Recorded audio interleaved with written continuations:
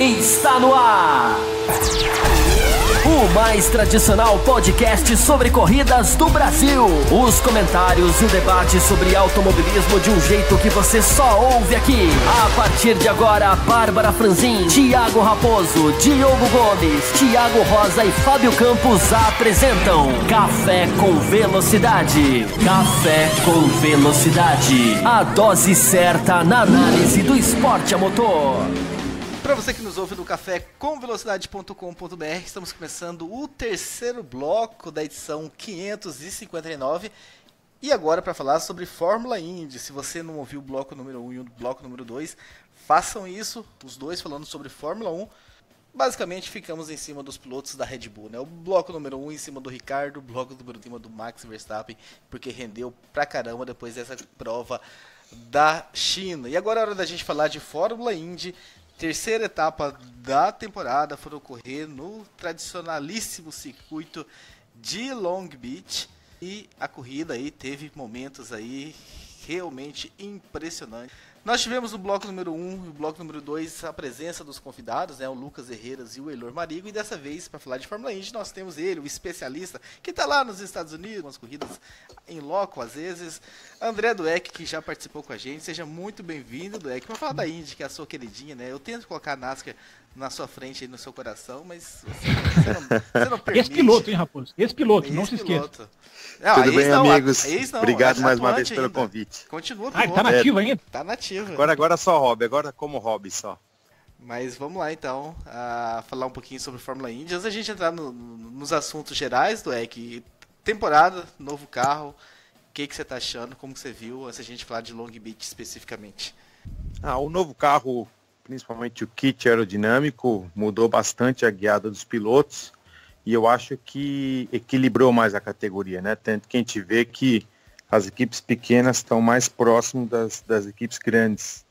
Principalmente porque esse novo kit aerodinâmico, ele acaba, vamos falar assim, nivelando mais a aerodinâmica em curvas de baixa. O carro fica muito difícil de guiar, então, por mais arrojo que o piloto tenha ou o equipamento, como o caso da Penske, da Ganassi, da Andretti, eles não conseguem acelerar antes como eles aceleravam. Tanto que a televisão americana aqui, eles fazem um pré-racing, né? uma análise antes da corrida, e eles estavam mostrando os pontos de aceleração em Long Beach, principalmente na entrada da reta. Eles aceleravam praticamente 500 pés depois do que eles estavam acelerando no ano passado, porém, na velocidade de reta, eles eram 7 milhas mais rápido.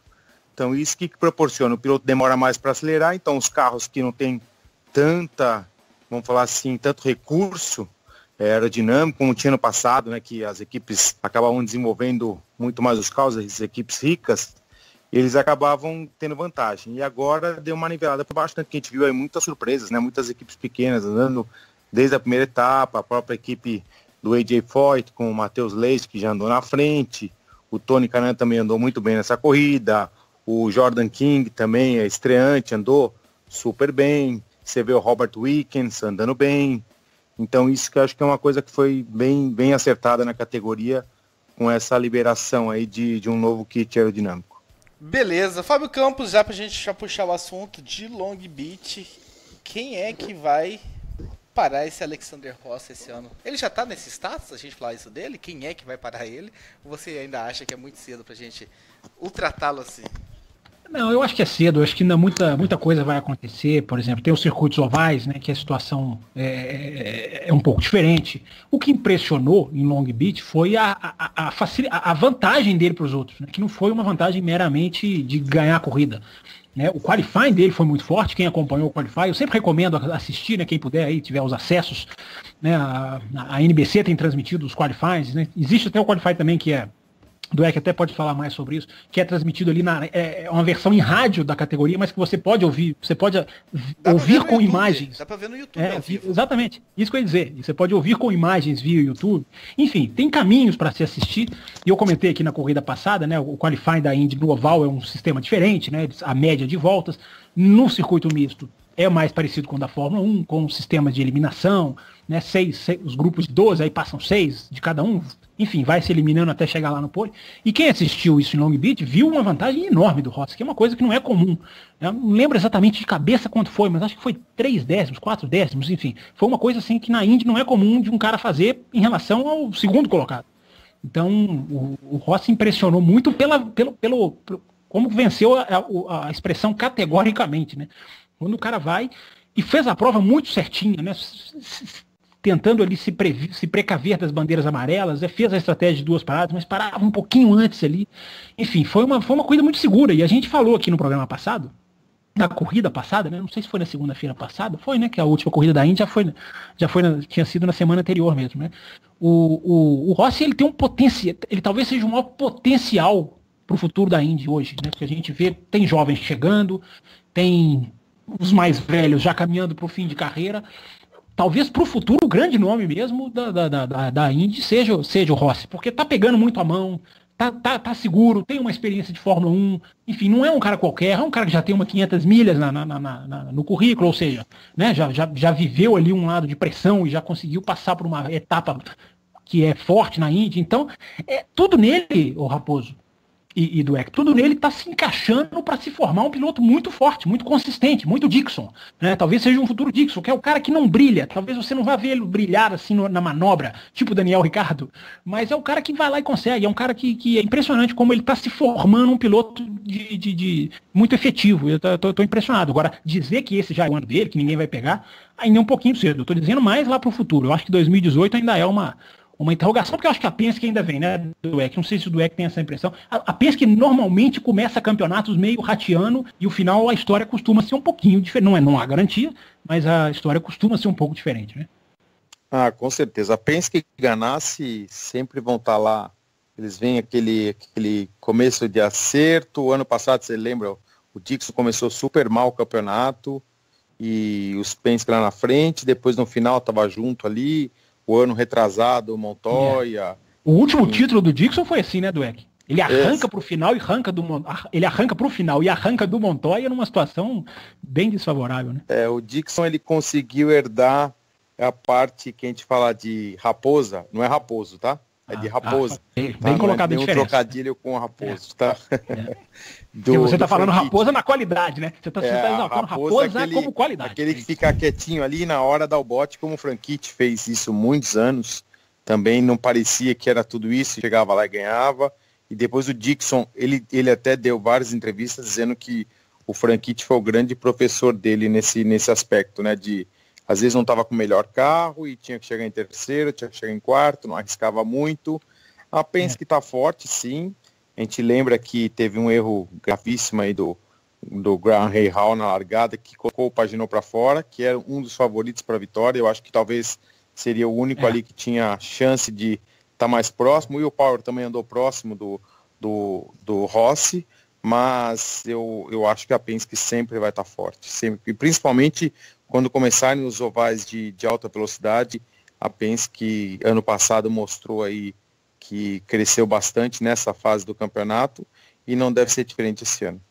Você está falando uma coisa do Franchitti, estava vendo a transmissão internacional, ele citando que o Franchitti, ele tem um acompanhamento que ele faz na Ganassi, né?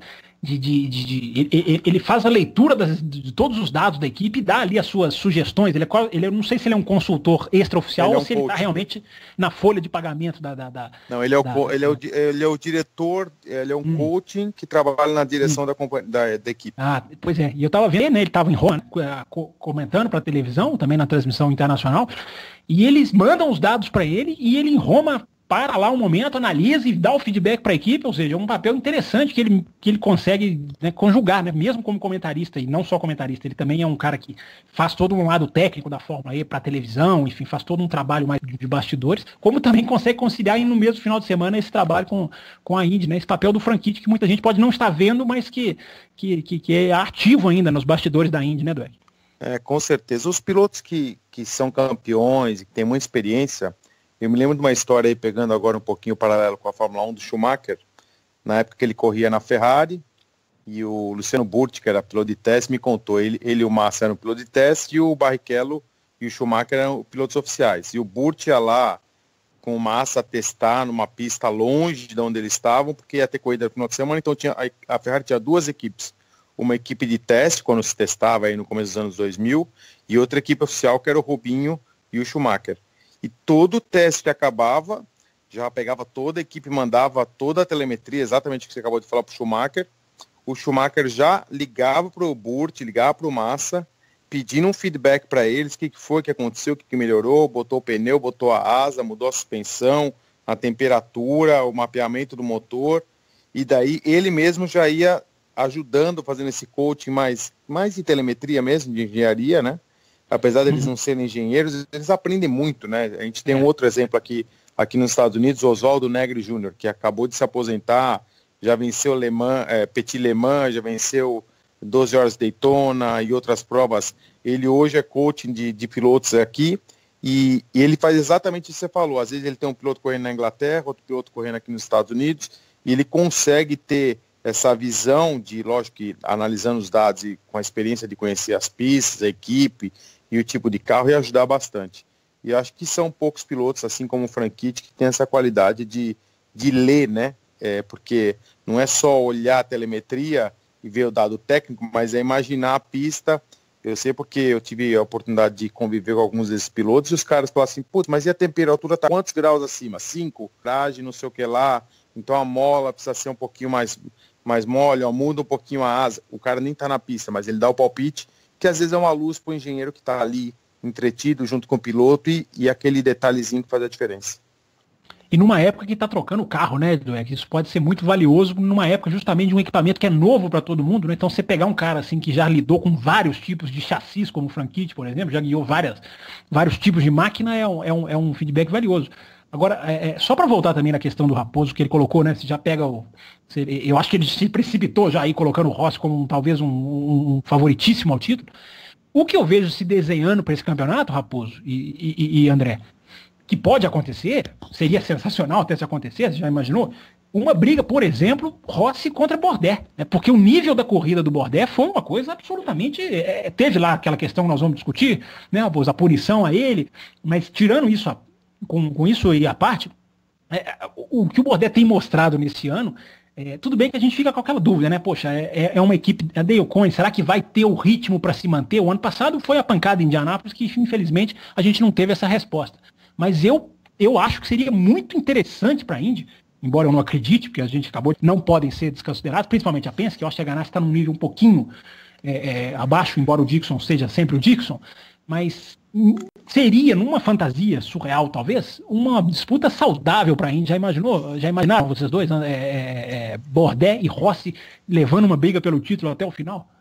Eu acho que o Bordet dos pilotos veteranos, depois que ele voltou para a categoria, depois que, enfim, teve todo aquele acontecimento na Toro Rosso, com o Sebastian Vettel, ele companheiro de equipe, o Vettel, que era naquela época a grande estrela da Fórmula 1, ganhou corrida com um carro ruim da Toro Rosso, acho que, se não me engano, foi a única vitória da Toro Rosso na história deles, né, lá em Monza, na chuva, e aquilo acabou, quer dizer, o Bordet chegou na Fórmula 1 na hora errada. Eu costumo falar que o Michael Andretti, que é um piloto que eu acompanhei a carreira dele inteira, era fã dele quando era garoto, chegou também na Fórmula 1 na hora errada. Chegou na época do Senna, o Senna com equipamento difícil e tirando leite de pedra, e o Andretti começou a correr sob pressão, começou a bater muito, tal. E depois disso, quando eles voltaram para a Fórmula Indy, todos eles andaram bem. Tá? Então a gente tem vários exemplos aí de pilotos que foram para a Fórmula 1, voltaram para a Indy, mesmo o Zanardi, antes do acidente, quando voltou lá da Fórmula 1, que não fez nada na Fórmula 1, voltou para a Indy e voltou bem. Então, eu acho que tem essa questão do Bordet, que ele já está andando bem há alguns anos, mas sempre em equipes pequenas. É um piloto que o Champ Car tinha ganhado tudo, ganhou 4 títulos, bateu vários recordes, mas depois da junção com a IRL, que se voltou a criar a IndyCar, ele nunca vingou, porque também nunca sentou num carro vencedor. Pois é, merecia mais do que o Madeira Coyne, né, não, Dweck? Você não acha que merecia mais do que o Madeira Coyne? Mas a grande questão hoje é que, assim como na Fórmula 1, né, muita gente não presta atenção nisso, né? Mas as equipes não estão tendo mais orçamento para ter tantos pilotos recebendo altos salários. Então isso você vê a própria Ganassi hoje Só tem dois carros, né? Exatamente, mas só tem 2 carros, mas um piloto que é o Ed Jones, que é um novato, que andou super bem ano passado. Inclusive ele mora aqui em Miami, menino super bonzinho, bem dedicado. A gente tem o mesmo personal trainer que treina vários pilotos e treina o Ed Jones também, né? Um cara bem focado, assim, veio para cá, lá de Dubai, sozinho, não tem carro, o pai não deu moleza, falou, vai lá e vai ser profissional. Mas é lógico que ele, para negociar com a Ganassi, com certeza ele não ganhava o salário que ganhava o Tony, que ganhava o Franchitti antes, enfim, outros pilotos. Lógico que o Dixon está lá há muitos anos e tem o mérito de ter sido campeão tantas vezes. Mas isso está acontecendo também com as equipes, porque as equipes pequenas não têm esse poder de dar o salário, mas eles negociam muito bem o prêmio. Então, às vezes, um piloto que tem esse potencial de ganhar o prêmio, e o Bourdais sabe disso, então ele acaba negociando isso com a equipe, para ter uma chance. E fora que, a gente lembra, o Bourdais ele anda até de Cairn Roleman, né? Ele anda de Ford GT, anda de protótipo, anda no que tiver, anda de Indy. Então, é um contrato que numa equipe grande, dificilmente ele teria tanta liberdade. Então, isso é uma coisa que ele andou bem ano passado, esse ano vai andar bem de novo, tá? Apesar de uma equipe ser pequena, mas eu não sei se ele teria a mesma liberdade. Vai fazer Le Mans de novo, Dweck? Oi? Ele vai fazer Le Mans esse ano de novo? Acho que vai para Le Mans, né? Eu acho que sim, porque ele eu volto a falar, por ele ser um cara hoje, que é um cara, entre aspas, barato, porque ele não está chegando aí próximo a 40 anos de idade, enfim, um cara que já ganhou bastante, mas os veteranos hoje, é lógico que conforme vai chegando no fim da carreira, eles vão renegociando para tentar continuar correndo o máximo possível. Eu digo em categorias top internacionais, né? Como a Fórmula 1, como a Fórmula Indy, que mesmo nos últimos 2, 3 anos não fez nada na Fórmula 1. O Rosberg praticamente aposentou o Schumacher, só que ele voltou naquela condição que tinha aposentado, e voltou. Enfim, com certeza são negociações que não é só mais o prazer só do cara de guiar. Tem o salário, tem a condição, entendeu de quantos testes faz, quantos treinos, quantas viagens. Isso daí tudo entra na conta. Aí voltando ao assunto do Bourdais, eu acho sim que ele é um dos que vai estar entre os top 5. Não sei se a Dale Coyne vai ter fôlego financeiro, porque no começo do campeonato, vocês podem perceber, as equipes pequenas sempre começam próximo das equipes grandes, tá? Por uma questão toda de limitação de treinos, mas as equipes grandes elas começam a desenvolver o carro mais durante as corridas, que é quando eles têm mais milhagem, né? Então isso acontece porque, principalmente as equipes que têm 3 carros, que têm 2 carros, que têm 4 carros, você vê a Andretti, a Ganassi e a Penske, sempre tem vários carros. Então eles ficam testando coisas diferentes em carros diferentes. As equipes pequenas que eles têm 1 ou 2, e normalmente o segundo piloto é um piloto pagante, e tem um piloto experiente, eles não têm essa possibilidade de desenvolver. Então eu acho que sim, que o Bourdais vai disputar com o Ross, mas eu não descartaria nenhum outro piloto da Penske, tá? E principalmente o Dixon, o Graham Rahal, já bateu na trave algumas vezes, é um piloto também muito bom, que se você for colocar ele numa equipe grande, eu acho que ele tem potencial para ser campeão. E outros que estão chegando aí, né? Você vê uma coisa bem legal esse ano, eu estava conversando com o Elinho, foi meio engraçado, na primeira etapa, quando a molecada foi lá na frente, né? O Jordan King, o Robert Winkins, que não é nem tão moleque, mas chegando, né? O Matheus Leist. E aí eu falei com ele na segunda-feira, né? E daí falei, pô, e aí, Zé? Que a gente tem o apelido dele de Zé, né? E ele falou assim, pô, parou na hora certa, né? Ele falou, puta, pois é, né? E olha a molecada o que chegando. Então também tem essa questão, né? Porque os moleques hoje, eles jogam pra cima mesmo, entendeu? Precisam mostrar resultados, às vezes é contrato de 1 ano só. Então tem mais esse desafio aí pros veteranos, no caso do Bourdais e dos outros que já foram campeões.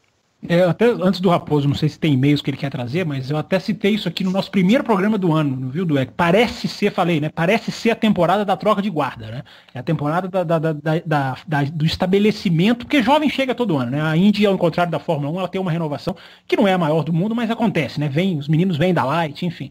Parece ser 2018 o ano realmente foi pelo menos a impressão que eu tinha na primeira prova. Não se desfez ainda, mas na primeira prova deu uma impressão até muito mais forte de que é o ano realmente da troca de guarda, né? Os mais velhos vão acabar perdendo espaço, que acontece, é natural, e a turma jovem parece estar muito pronta, inclusive se aproveitando dessa questão do carro novo, ou seja, é novidade para todo mundo, então parece ser uma temporada em que isso vai acontecer. Também acho, vamos ver nos ovais, né? Porque nos ovais você já viu que os pilotos novatos já não andaram tão bem, né? Principalmente essa questão de aerodinâmica, né? Que você não pode andar muito próximo, você vê que os carros estão bem mais ariscos que o ano passado. E ainda, em 3 etapas, a gente teve 2 em circuito de rua e 1 em oval. Quer dizer, é muito cedo ainda para falar. Mas eu, assim, pelo que eu vi e acompanhei, enfim, os brasileiros aqui se encontram bastante. O Matheus Leite também treina com a gente, com o mesmo personal trainer, mesmo coach, né, preparador físico. E ele tem a mesma impressão, que realmente essa geração dos mais novos, né, não vou nem falar dos mais novos, mas dos novatos, o Wiggins ninguém esperava que ia chegar do jeito que chegou. Por melhor piloto que ele seja, a gente sabe que tem um tempo de adaptação, ele já chegou ali na frente. Jordan King, acho que 90%, vamos falar assim, das pessoas que acompanham o automobilismo nem sabia quem ele era. Quem não acompanha achou que o cara começou a correr ontem. Então isso é uma coisa também muito legal. E também a questão financeira, né? Porque cada vez mais a Europa está ficando mais caro e para os pilotos está quase impossível chegar na Fórmula 1. Você vê o custo de uma GP2 hoje, a Fórmula 2, na verdade, ela é equivalente às equipes pequenas de Fórmula Indy. Então tem muito piloto que fala assim, peraí, vou para Fórmula 2, e aí se eu for campeão, eu tenho chance na Fórmula 1. Se ele já não tem um contrato que ele está encaixado ali como piloto reserva de uma equipe oficial grande, ele já acaba vindo para cá. Antes disso, você vê, o Matheus Leite foi uma dessas oportunidades. Foi campeão inglês de Fórmula 3, teve uma oportunidade com a Carlin de vir correr aqui de Indy Lights. A Carlin ainda é uma equipe nova aqui nos Estados Unidos. Abraçou, ganhou corridas importantes, e aí chamou a atenção, foi lá, negociou com a Ford, que já tinha um patrocínio, que já tinha o Tony, e muitas equipes não queriam nem pilotos novatos. O Matheus até teve a oportunidade de, lógico que eu não posso falar os nomes aqui, mas ele teve a oportunidade de negociar com 3 equipes. Então 3 equipes estavam de olho por quê? Justamente porque são pilotos que estão vindo de lá, da Europa, que não tem mais oportunidade, eles sabem que custa muito caro, tá? Ou você tem que estar engatado, é diferente até de outros pilotos. Você pega o brasileiro Gianluca Petekov, já está lá no programa da Ferrari, o Enzo Fittipaldi, já está no programa da Ferrari. Não tem nada oficial, não tem nada assinado, que ele vai correr, ou que vai alguma coisa, mas assim como o Leclerc, que teve aí um bom encaminhamento, como o Jules Bianchi e outros pilotos, ele tem uma mínima chance. Mas existe, aí vai depender dele, de política, de empresário, tá na hora certa, lugar certo. Mas os pilotos que não têm essa oportunidade, como foi o caso do Matheus Leite, ou do Robert Wickens mesmo, que andou super bem lá na época da Fórmula Renault 3.5 World Series, depois foi para o DTM e veio para a Fórmula Indy. Quer dizer, ele fez um caminho que é totalmente fora do tradicional. E chegou já liderando corrida. Então eu acho que essa renovação está vindo em boa hora. O âncora não vai falar nada? Eu e o Dueck, a gente não fala nada. Se você não falar, o programa não vai ficar mudo. A gente já não fala nada, nós dois. Você vai ficar calado, âncora? Só pra citar que o Peter estrearam, né, na Fórmula 4, o Enzo com 2 pódios. O segundo pódio era o Petekov, meio que esse pódio, ele tava atacando o colocado e os dois acabaram e sobrou pro Enzo, que era o quinto. Então, bela estreia dos dois aí, vamos ficar de olho.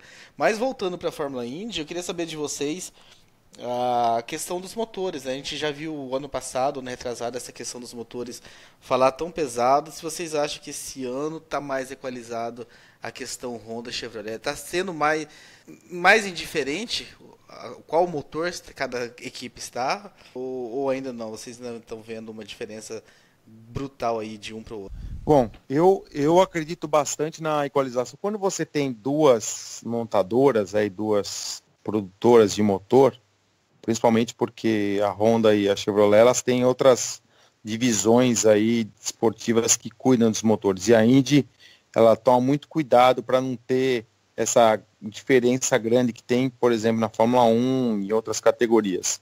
Então, você pega o próprio DTM, se for ver bem, parece que eles fazem um sorteio, cada ano tem um motor que anda melhor.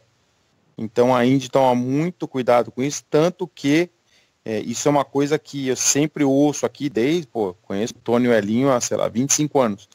E a mesma pergunta que vocês me fizeram agora, eu fazia para eles na época que tinha a Toyota e a Honda e depois outros motores que acabaram passando pela categoria. E eles sempre falaram assim, olha, uma grande vantagem da Indy é que as equipes pequenas e equipes grandes recebem o mesmo motor. Diferença mecânica de preparação do motor sempre vai existir, porque a eletrônica você consegue equalizar. Aerodinâmica, se você tiver um bom engenheiro, você consegue equalizar. Pneu, só tem uma marca igual para todo mundo. Chassi, da Lara, igual para todo mundo. O motor pode ser que tenha uma pequena diferença numa prova, diferente da outra. O motor é mais forte de baixo, outro mais forte de alta. Tem motor que, talvez, os Hondas andaram muito bem ano passado nos ovais, mas nos mistos não estavam tão bem. Mas eu acredito que está bem parelho. Tanto que a gente viu esse ano aqui, estava bem misturado. Uma coisa. Desculpa, pode falar, Raposo. Não, eu só ia citar, né, o dado estatístico de 2 vitórias da Honda nos 2 circuitos de rua e a vitória da Chevrolet no oval. Tem uma coisa que faz toda a diferença, né, Raposo? Que até pouco tempo a gente tinha a produção dos kits aerodinâmicos, né? Que essas montadoras eram responsáveis. Hoje em dia mudou, isso agora ficou a um pacote unificado, digamos assim.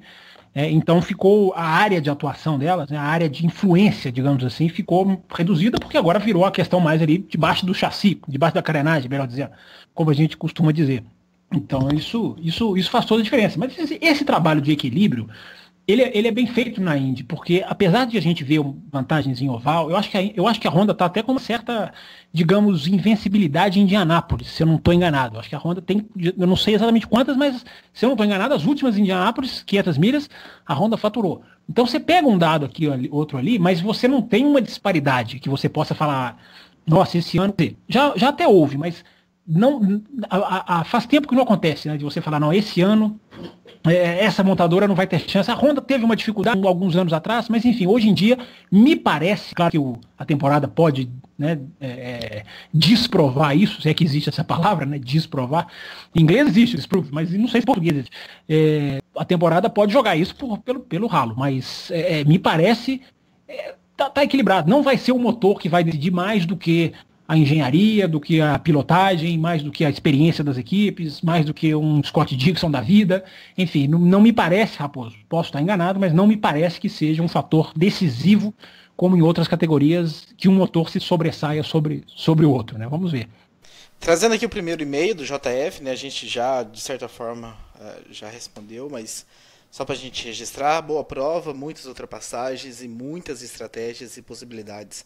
Na verdade, foi exatamente o que sempre esperamos da Indy em circuito de... Rossi se coloca como um postulante sério ao título e as ganastas estão sofrendo.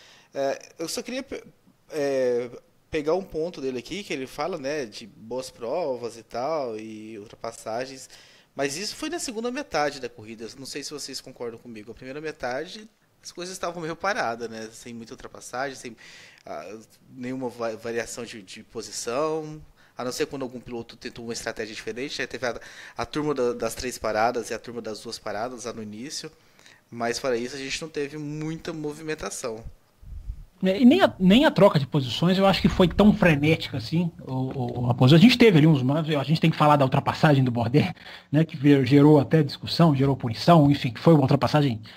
Meu Deus, que coisa impressionante aquilo ali. Imagina aquilo ali ao vivo, né? Quem tava ali na pista, não sei se tem, acho até que não tenha, né? O Dweck talvez, não sei se você já foi, você já teve em Long Beach.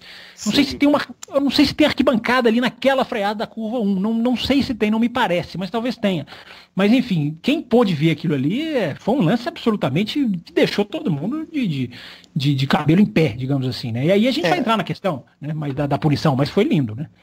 Sim, foi bonito, mas assim, se você for analisar a regra, a letra da regra, né? Ele se aproveitou de uma coisa que todo mundo sabia que ele ia ser punido. Sabe aquele negócio? Eu sei porque tem, vamos supor, fazendo um paralelo absurdo, mas só para a gente ter uma ideia, aquelas categorias na Europa que tem lá aquele limit track, que tem a faixa azul e o cara fala, olha, a própria DTM lá em Hockenheim, eles falam, passou uma vez, te dou um aviso, passou a segunda, olha, você vai tomar já uma penalização, a terceira você vai tomar um drive-thru. e o piloto vê que o piloto tá passando por fora, ele até tira o pé para deixar o cara errar. Então ali, se você for analisar friamente, lógico que plasticamente foi maravilhoso, lindo. Quem tava ali, até respondendo a tua pergunta, no final ali tem uma arquibancada assim, que é antes ali da curva ali, que tem aquela floreira, né, que faz a volta, que vai para a esquerda e depois para a direita, então tem uma arquibancada ali que dá para ver as duas curvas. Então é lógico que todo mundo levantou, bateu palma, o cara da televisão gritou, o comentarista, mas todo mundo ali dá espaço ali por fora. Por quê?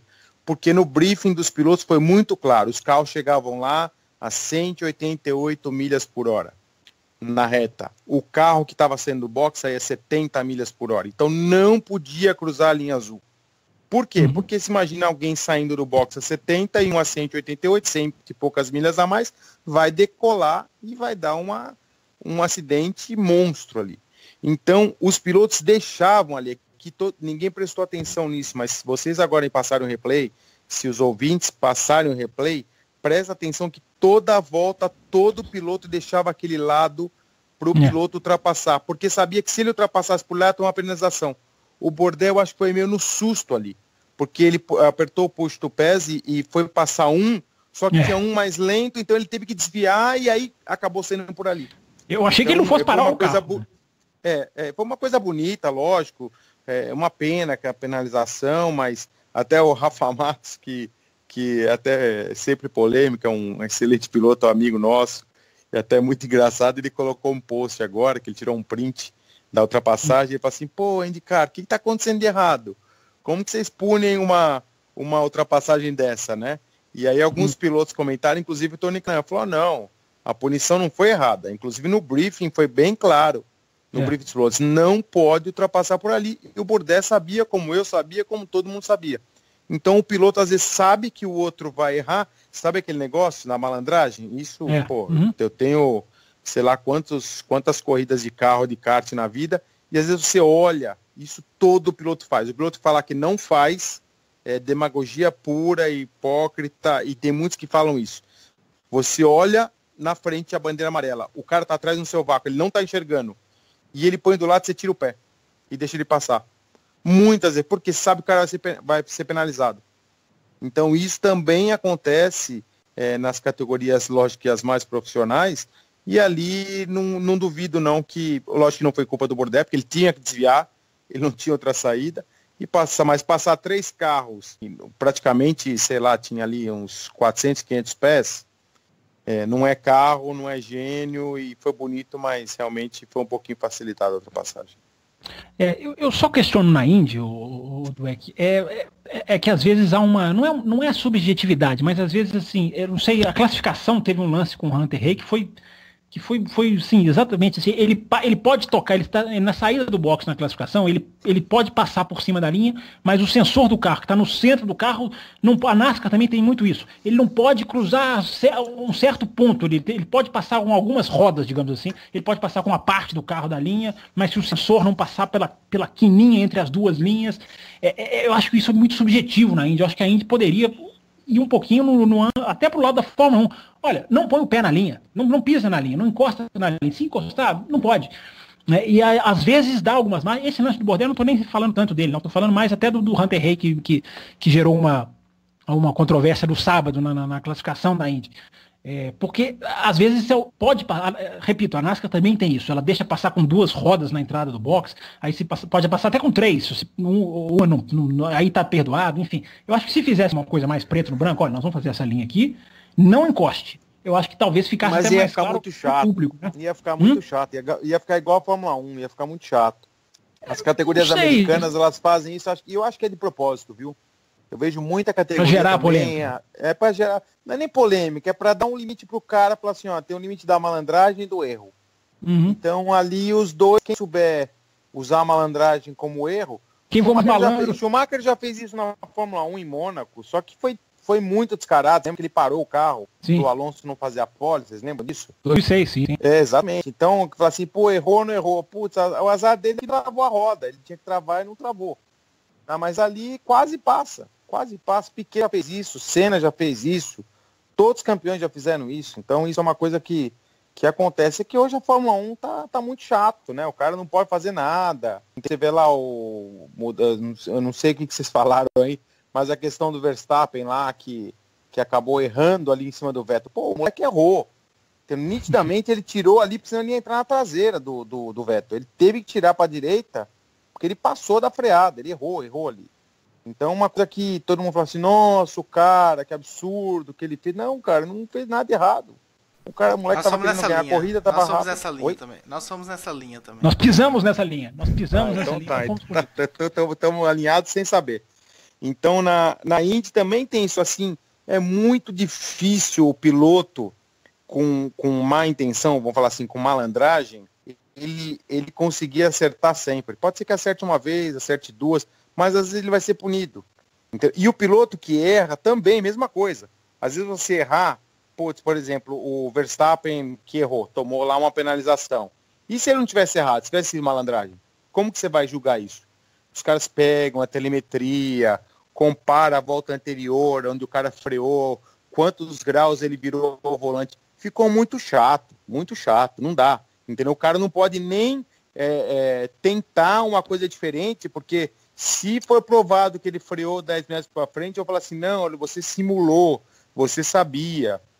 E isso daí, morando aqui há algum tempo nos Estados Unidos, e estou falando de categorias, de todas as categorias possíveis aqui que a gente tem a oportunidade de acompanhar, entendeu? Eles não têm essa preocupação. Eles não têm, fala assim, errou, bateu, o molequinho vai lá, errou, o pai bate palma. Fala assim, pô filho, errou, mas só que você tentou passar. Entendeu? Na Europa não, o moleque errou e tentou passar, ele toma dura do pai. Entendeu? Porque lá o moleque com 8 anos de idade já é profissional, tem que ser profissional. Aqui não, os caras são mais light, entendeu? Se vê as categorias americanas NASCAR, o próprio conceito da NASCAR, o cara pode bater, entendeu? Aí depende do jeito que ele bateu, e se é um payback, se foi na outra, onde foi, quem estava atrás, quantas vezes. Pô, nenhuma categoria do mundo tem isso.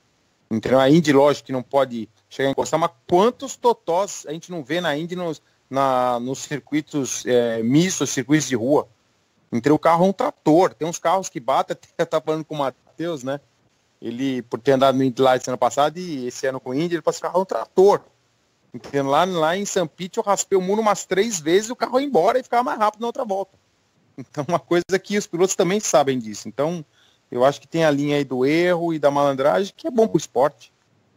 Assim, se tem uma coisa que a gente, só para deixar claro, se tem uma coisa que a gente defende aqui, em termos de Fórmula 1, é a não punição. Assim, uma coisa que a gente briga aqui há anos é justamente o julgamento de manobras. Eu acho que a gente aqui já bateu nessa tecla, o ouvinte já está sabendo dessa nossa postura. Eu só acho que a questão das linhas, sabe por quê, Dueg? Depois que aconteceu essa punição do Bourdais, eu passei a reparar.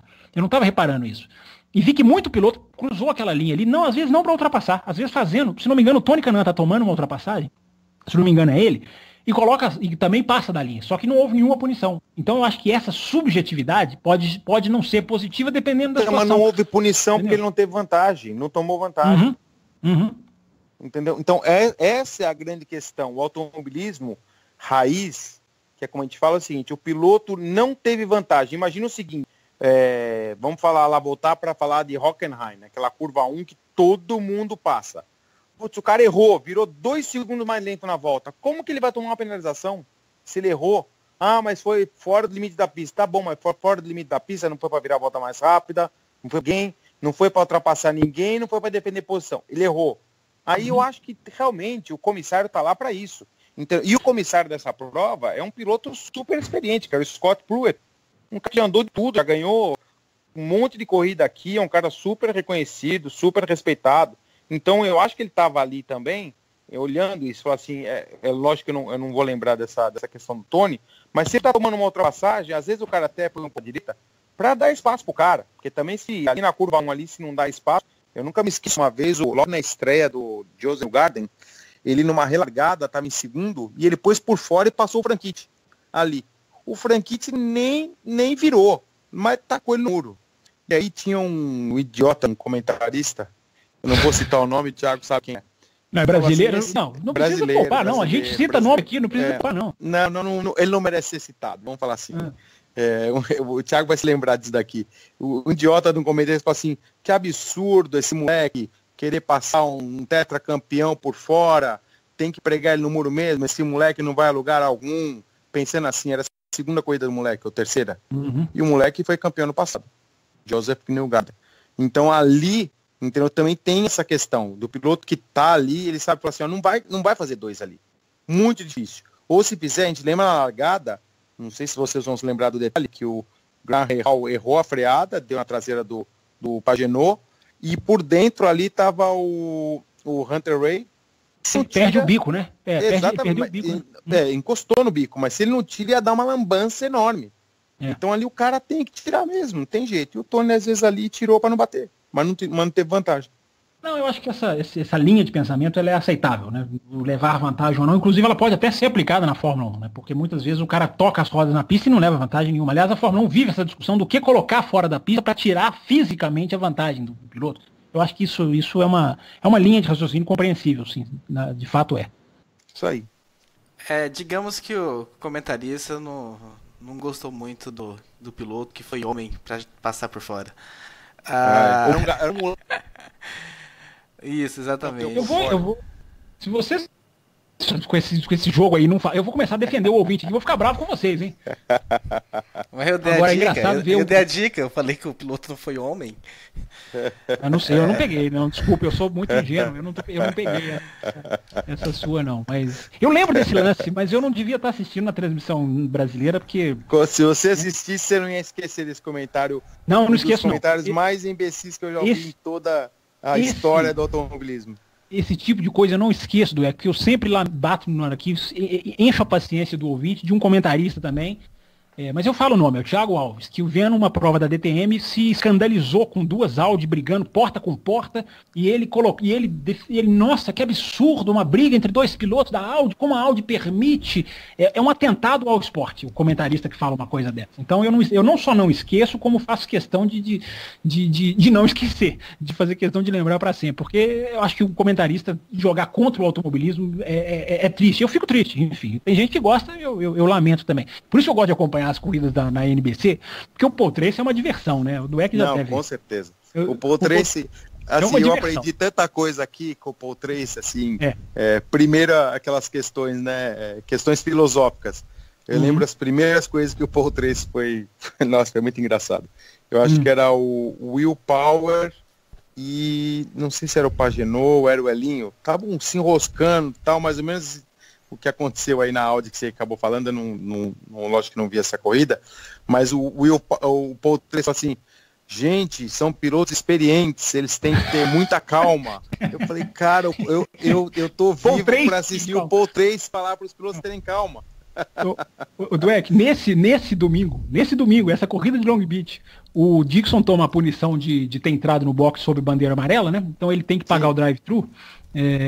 E aí o Dixon fala, o Paul Tracy fala, olha, ele não paga a punição na primeira vez que ele passa em frente, ele vai pagar só na volta seguinte. Então quando ele não pagou, o Paul Tracy falou, olha, se ele não pagar, eles vão, né, a expressão em inglês, né, stop scoring, ou seja, vão parar de contabilizar ele como competidor, vão desclassificar. Aí o Townsend Bell, que não é bobo nem nada, vira e fala assim, falou alguém que tem muita experiência em não ser contabilizado no final da prova. Eu morro de rir, porque o Townsend Bell vai na veia. Ele falou assim, acabou de falar um cara que tem experiência em ser desclassificado de corrida. É fantástico, é incrível. Verdade. Mas é divertido. A transmissão deles é muito, muito boa, porque eles têm jornalistas, têm ex-pilotos, têm repórteres muito bons, tem a dinâmica, tem... Como eles ficam muito tempo antes na transmissão, então eles têm muito tema que eles vão lembrando. E eu acho que, principalmente, o Thiago vem da mesma escola que eu, né? Que escola do Band Esportes, que foi muito boa, da ESPN, que você aprende ali com os narradores, que a maioria são generalistas, né? Os caras narram desde jogo de futebol, bolinha de peteca, automobilismo, tênis, barco, corrida de cavalo, e daí ele chega lá no automobilismo e todo o fã quer que o cara saiba todos os detalhes técnicos. E na verdade o narrador ele tem que descrever a imagem. E o comentarista, quer dizer, o comentarista que estuda, né, que passa a querer saber mais a profissão, ele tem que falar o que não está na imagem. Tá? Ele tem que complementar o que as pessoas não estão vendo ali. E eu acho que eles fazem muito bem isso, né? No Brasil também tem bons comentaristas. Esse ponto aí que eu te falei, desse comentário aí, que foi uma exceção aí de um comentário super infeliz, de um cara que nem é mais comentarista hoje, por diversos erros aí, que acho que a emissora deve ter visto aí, que você não pode pegar nada no pessoal, mesmo que, segundo, você não pode falar assim que o cara é idiota porque ele não é brasileiro, e daí do brasileiro que faz a mesma coisa, você fala que o cara errou, mas e isso o aqui é gringo comum. que você sabe que você nunca vai cruzar na rua, ou que você não tem contato, você vai falar que o cara é um imbecil. Quer dizer, não existe nem imbecil, nem o cara errou. Então tem que ser um comentário justo. Eu lembro de uma corrida, acho que de Indianápolis mesmo, ou de alguma corrida, eu estava no Band Esportes lá com o Celso Miranda, e aí mandaram uma pergunta, falaram assim, pô, Dweck, fala aí, a Simona de Silvestre é muito melhor que a Bia, né? Eu falei assim, não, realmente a Simona tem muito mais experiência do que a Bia, se encaixou direito com o carro, estava numa equipe boa, e a Bia tá deixando aquém, mas é uma boa piloto, tal, falta um pouco de referência, tal. Então, eu fiz um comentário, uma crítica para ela, mas de uma maneira totalmente respeitosa, tá? E eu acho que é isso que um bom profissional tem que fazer. O Paul Tracy, apesar das brincadeiras que ele faz, entendeu, nas transmissões, o Townsend-Bell, você vê que os caras não faltam com respeito. Não, você pega o Felipe Giafone, já sentou lá na Indy, então você nunca viu ele chamar nenhum piloto de idiota. Ele pode falar, pô, o cara fez uma besteira, o cara errou, puta absurdo, que loucura, excesso de otimismo, você pode falar o que você quiser, mas não pode chamar o cara de idiota, porque o cara não tem nenhum idiota andando ali a 400 km por hora. Tá? Ninguém chega até ali, entendeu? Comentarista Tanto tem que ter postura, você tenta queimar, às vezes, e daí fica ruim pra você, porque daí você chama o piloto de idiota. Então, eu lembro o J.R. Hildebrand, quando bateu lá na última volta lá para ganhar Indianápolis, vocês lembram disso, né? Claro, quem não vai lembrar? Então, todo mundo chamou o cara de imbecil idiota. Não. Ele não foi idiota, o cara tava numa pressão ali, foi um erro, enfim. O maior prejudicado não vai ser o comentário que fizeram em cima dele. O maior prejudicado foi os 3 milhões de dólares que ele tava na mão, entendeu? E que ele perdeu, entendeu? E o cara vai ser lembrado pro resto da vida que ele bateu na última curva das 500 milhas de Indianápolis. Tá? Então, não tem maior punição do que isso que aconteceu. Agora, falar que o cara é idiota, entendeu? Porque ele bateu na última curva. Pô, o cara é um imbecil, idiota, como vai bater na última curva? Só quem tá lá para saber. Isso é uma coisa que a gente prega muito aqui, sabe, o André? Uma coisa é a discussão de mesa de bar, que é legal no seu momento, justamente nessa situação, é divertido.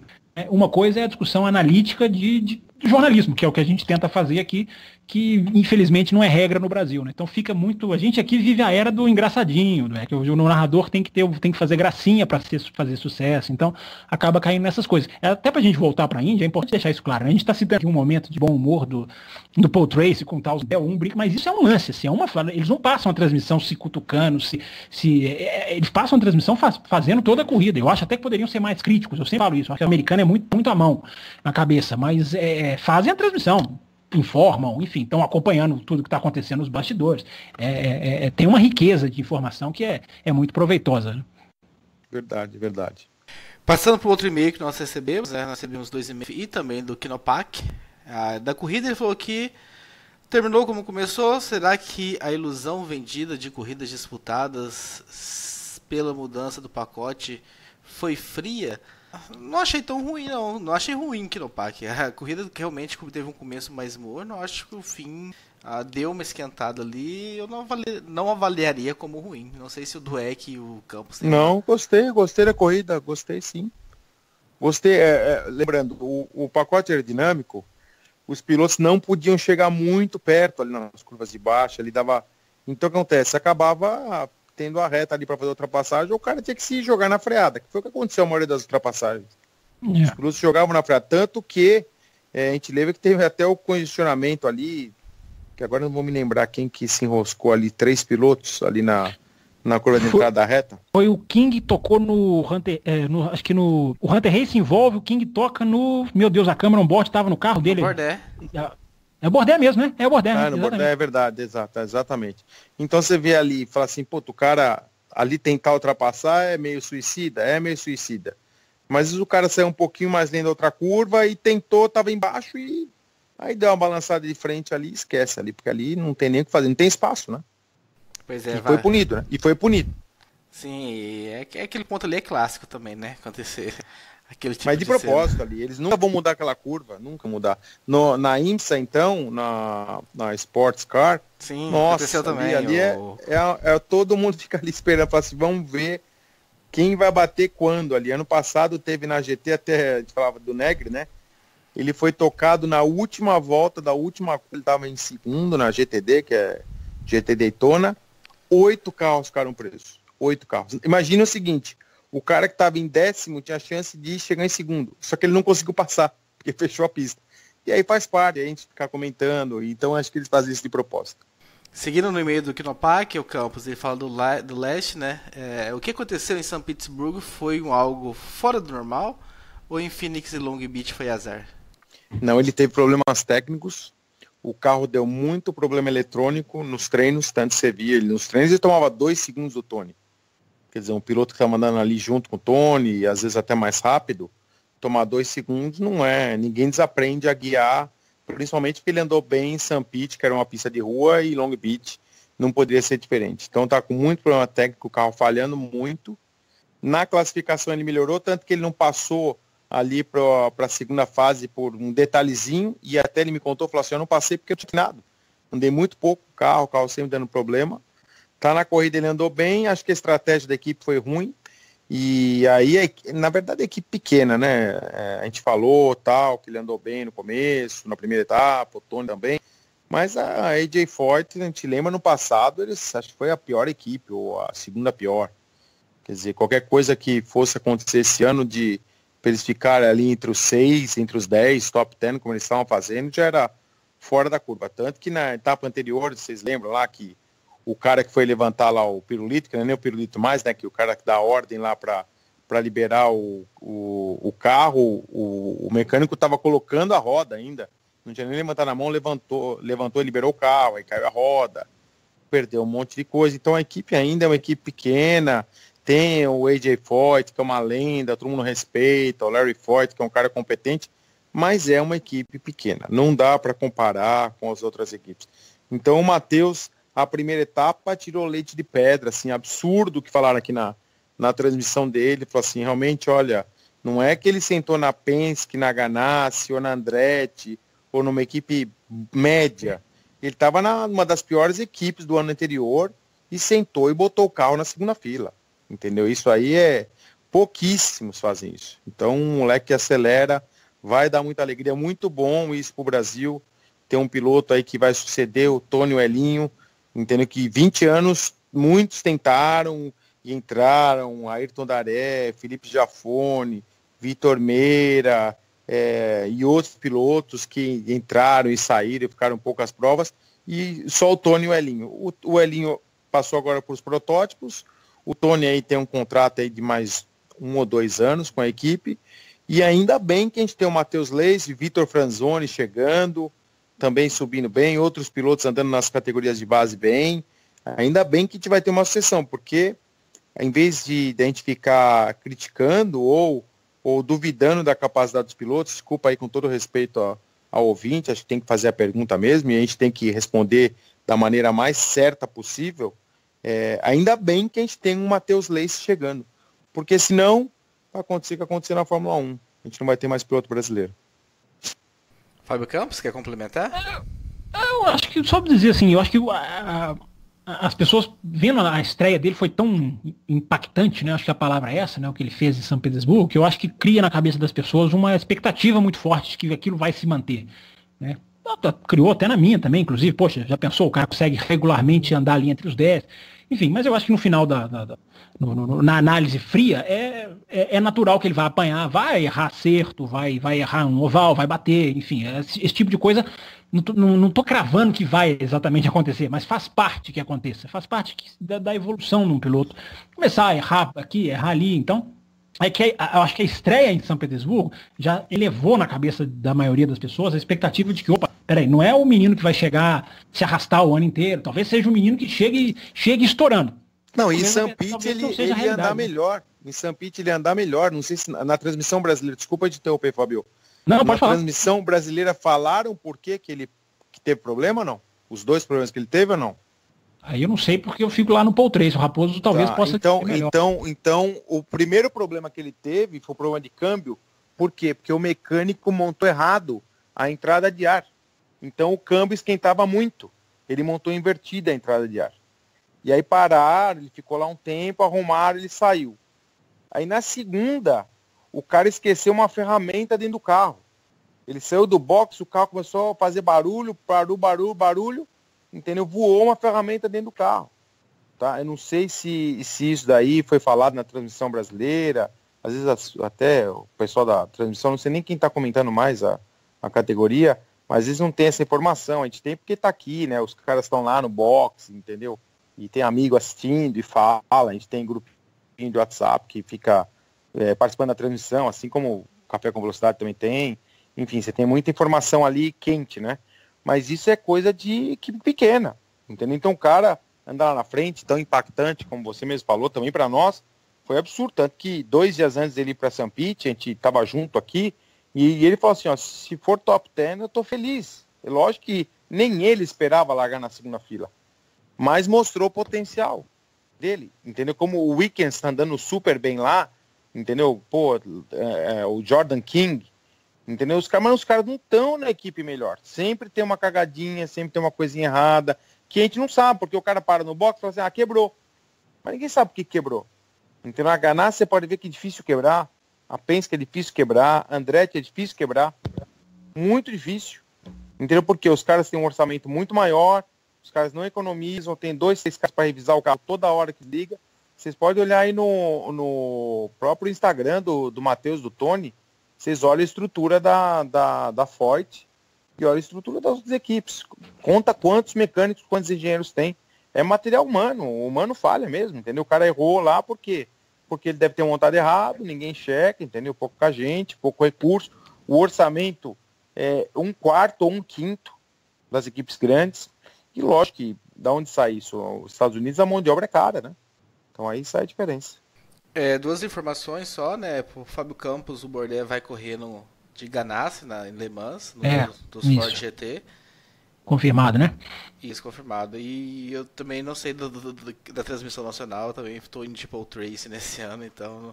Olha, que novidade para os ouvintes do Café com Velocidade. Meu Deus. Eu sei que colocaram... Eu sei que o Band Sport estava passando jogo de tênis, eles entraram quase 1 hora atrasado com a Indy.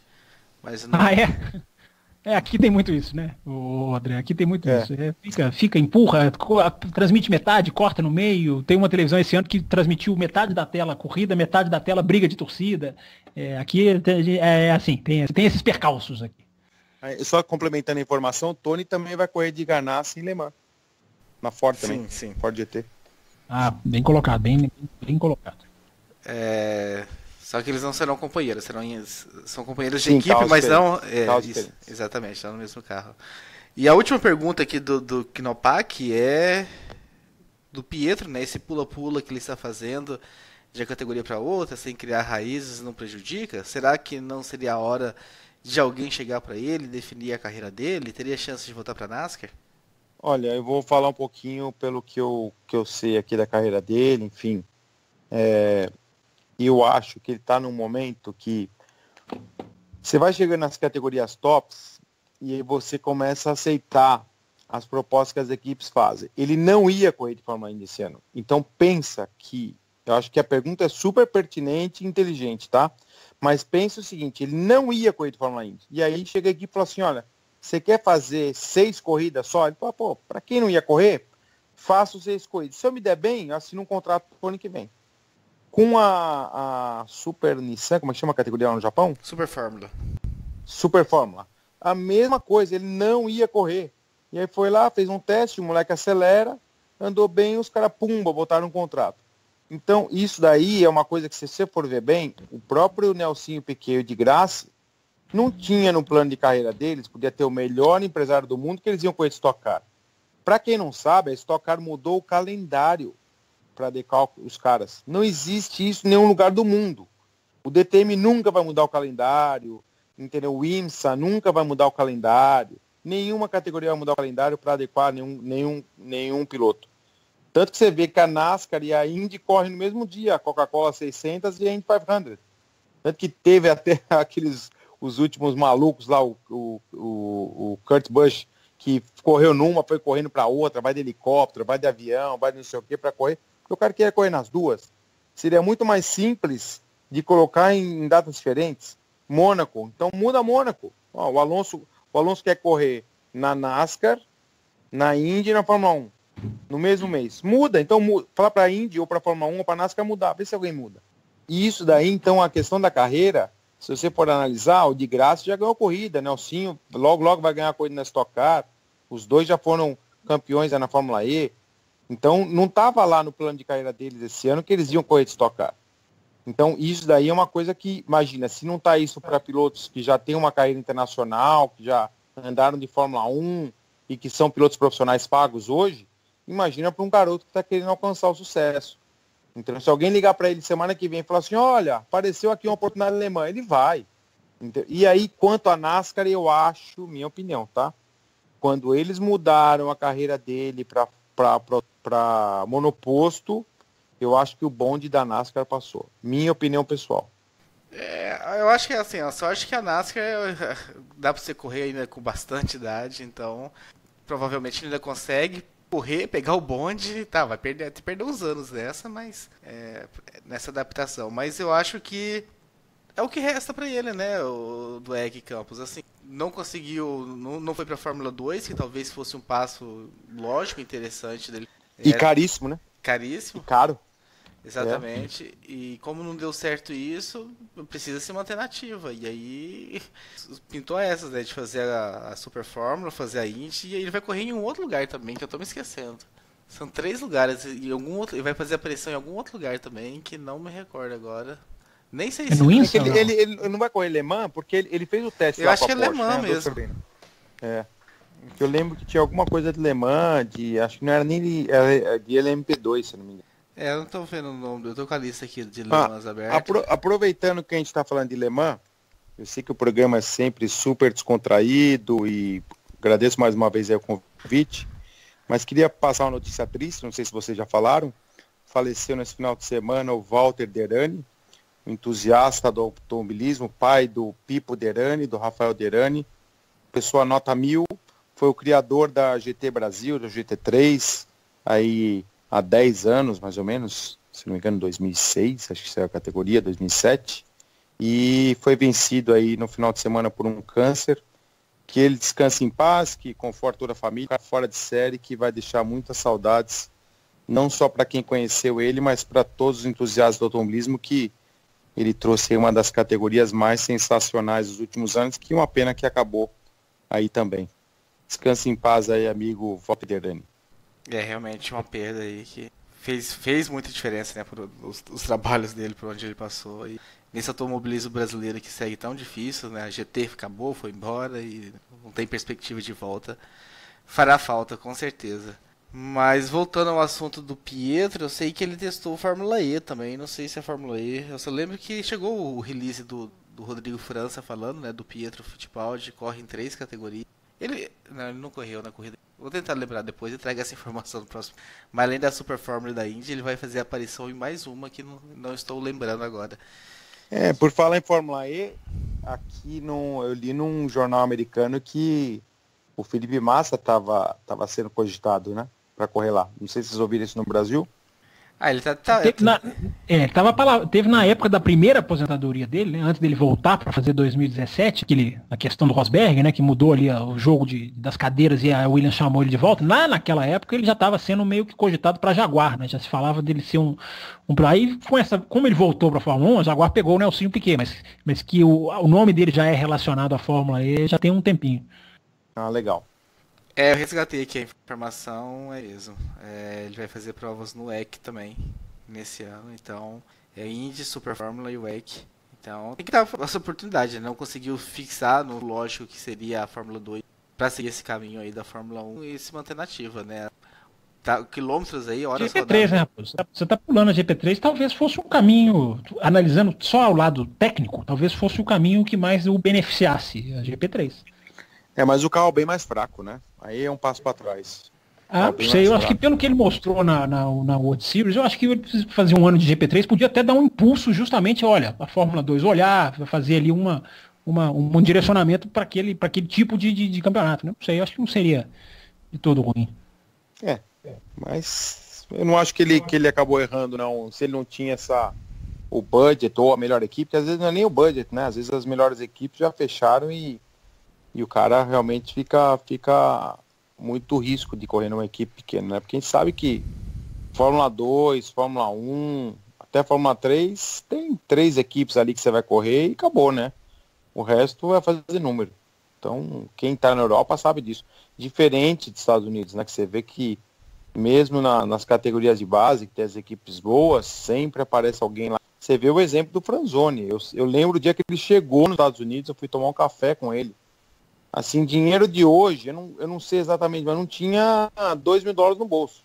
E o moleque batalhou, trabalhou de mecânico de kart, ajudou uma equipe, ajudou outra, foi dar coach, conseguiu uma vaga, correu uma equipe, um amigo ajudou, outro ajudou, tal, pumba, foi. Ganhou corrida no SF 2000, foi para a Mazda, foi campeão, ganhou prêmio, foi para a Indy Lights. Tá, se for campeão, vai para a Indy. Quer dizer, a chance disso acontecer na Europa é zero. Zero, não tem prêmio, para começar por aí. Então, às vezes, o cara agarra mesmo a primeira oportunidade que chega. E só dando a informação então correta e completa, então vai correr na Dragon, no lugar do Vanderlande, tanto na Bélgica quanto em Fuji, são as 2 corridas que o Pietro fará no WEC esse ano.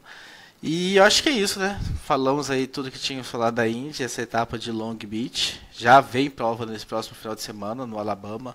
E aí retorna, né, as outras categorias do Road to Indy, que não correram nem em Phoenix e nem em Long Beach.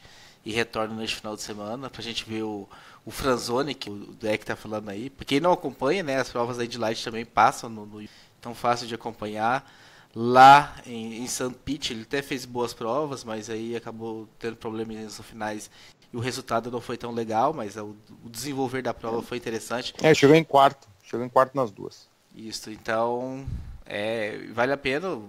Quem quiser procure aí edições do Café com Velocidade há 5, 6 anos atrás, que tem entrevistas com o Franzoni, quando ele corria na Fórmula Futuro ainda, aquela categoria que o Massa criou aqui no Brasil há muito tempo atrás. Então, a gente está sempre falando com ele quando tem a oportunidade. Dueck, te agradecer por vir aqui, substituir Bárbara Franzin. Bárbara Franzin está fazendo aí um mochilão pela Europa, toda chique. Pô, tô sabendo. Babi tá internacional, ano retrasado em Indianápolis. Pois é. Então... Agora vai pra Zorópia. É isso aí. Um dia a gente chega lá. Ela merece. Ela é a melhor pessoa desse Café com Velocidade, disparado. Não há a menor dúvida. Você não tem a dúvida. Disparado.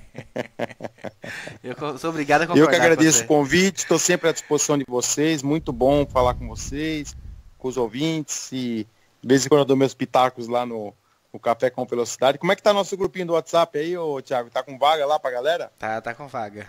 A gente chegou a lotar o ano passado. Se tiver, entra lá que a gente tá lá dando os pitacos de vez em quando. Aí tem um figura lá que chama José Mário Dias, conhecido como artista, um dos melhores fotógrafos de automobilismo aqui dos Estados Unidos, brasileiro, internacional também, fotografa na Stock Car. E aí tem uns figuras de vez em quando lá, um tal de Thiago Rosa também, que fica dando dura nos caras, mas é divertido.